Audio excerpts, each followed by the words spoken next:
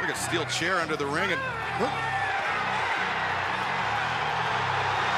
holy hell, Danhausen! And I mean, folks, where's the lie? What was supposed to be a comedy segment where Danhausen curses Adam Cole has become a nightmare for Adam Cole.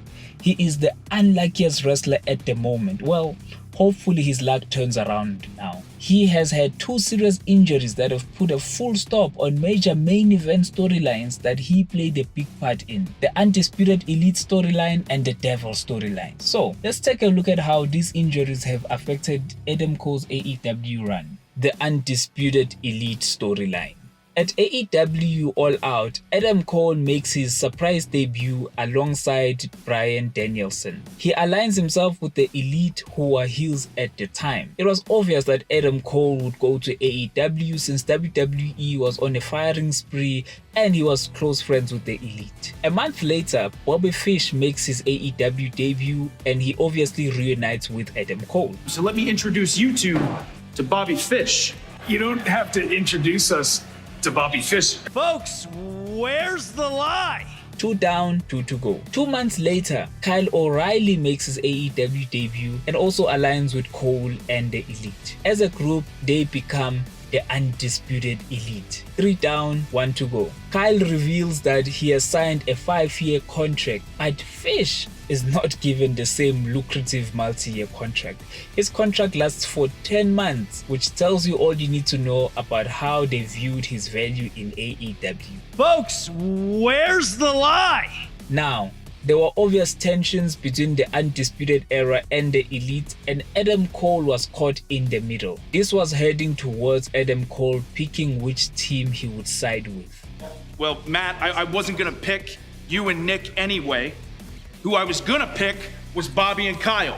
Whilst that was going on, Adam Cole also involved himself in the first Forbidden Door pay-per-view for a chance to win the IWGP World title, which was held by Jay White. And this is where it all goes wrong, because it was in this match where Adam Cole got a concussion after taking 2 drop kicks from Okada. Big ups to Jay White for noticing that something was wrong and finishing the match while staying in character. Cole will be out of TV for a while and return 2 months later on an episode of Rampage where he, Fish and O'Reilly would turn on and attack the Young Bucks. And that's it. Cole would disappear to recover, and Kyle O'Reilly unfortunately sustained an injury and would also disappear to get a neck fusion surgery. Kyle O'Reilly would be out of action until his return at Revolution 2024. So, the only person that was left in this feud was Bobby Fish, and because they don't see him as a draw, when his 10-month contract expired, AEW did not renew it. Folks, where's the lie? And that's how the storyline ended. There was no conclusion and no payoff. It's just bad. The Devil storyline. So Adam Cole was out for 5 months but made a return on the 11th of January 2023. When he turned on the Young Bucks and chose his undisputed friends, he was a heel. But because of his real-life struggle with his injury, the fans embraced him as a babyface. One would think that he would revive his rivalry with the Young Bucks or at least mention them, but nope, he just moved on like nothing happened. Which begs the question, why let him turn on the Elite when they knew that there was not gonna be any payoff? I guess they're not gonna answer that.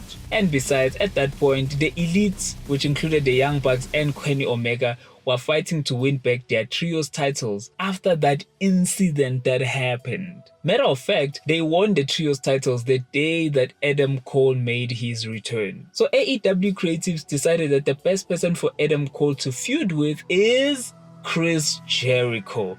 Really? Now this feud didn't really do anything for him besides giving us the long-awaited debut of Roderick Strong, who helped him. So now we had all the members of the Undisputed Era. I mean, the important members of the Undisputed Era. Folks, where's the lie?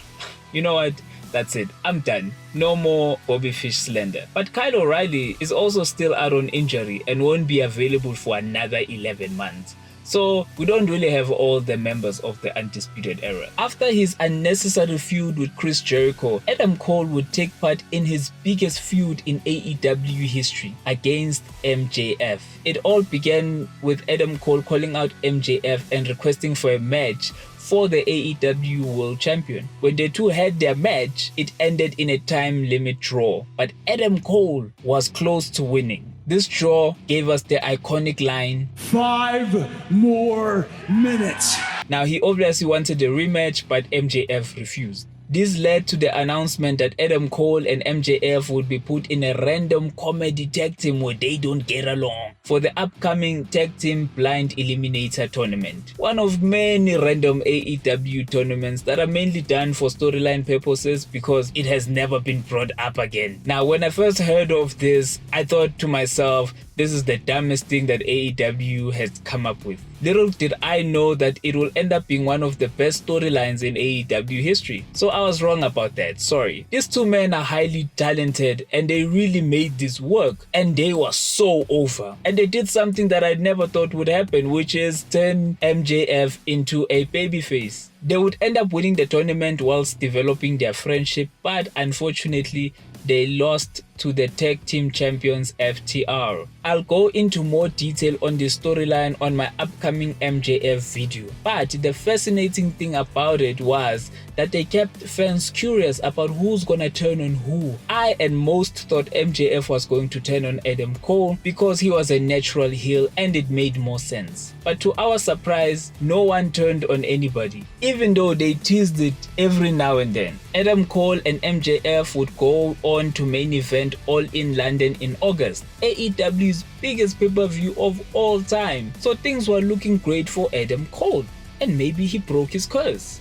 Until a month later, after the biggest moment of his career, Adam Cole would break his ankle whilst trying to help MJF in his match against Samoa Joe. That, ladies and gentlemen, is bad luck. So what are they gonna do now? Well, instead of taking him off TV like they did the previous time, they decided to keep him on TV, but also added Samoa Joe and Roderick Strong to extend this storyline. They were hoping that he would heal in time for the World's End pay-per-view so that they can make the devil reveal. Unfortunately, Adam Cole would not be cleared to wrestle for 13 months and only returned this year at Wrestledream.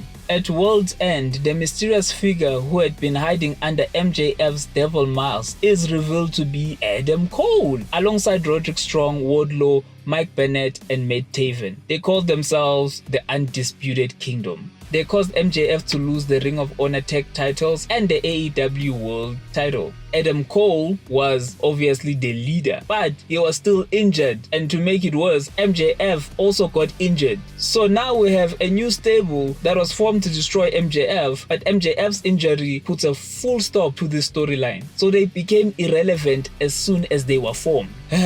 Poor Wardlow. I may make a video about him someday. it's just bad.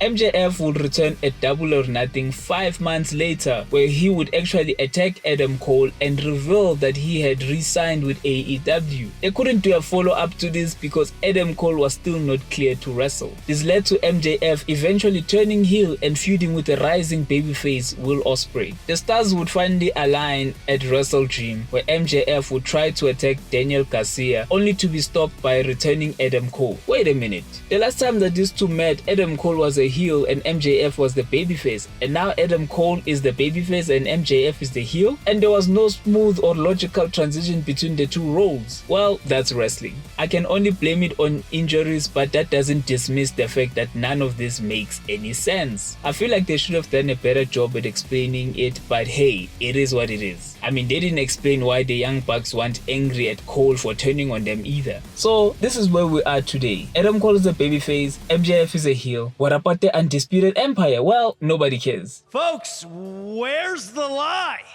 Come on, that was too easy. Here's to hoping that Adam Cole has finally broken his curse. That's my 53 cents. Like, comment, subscribe.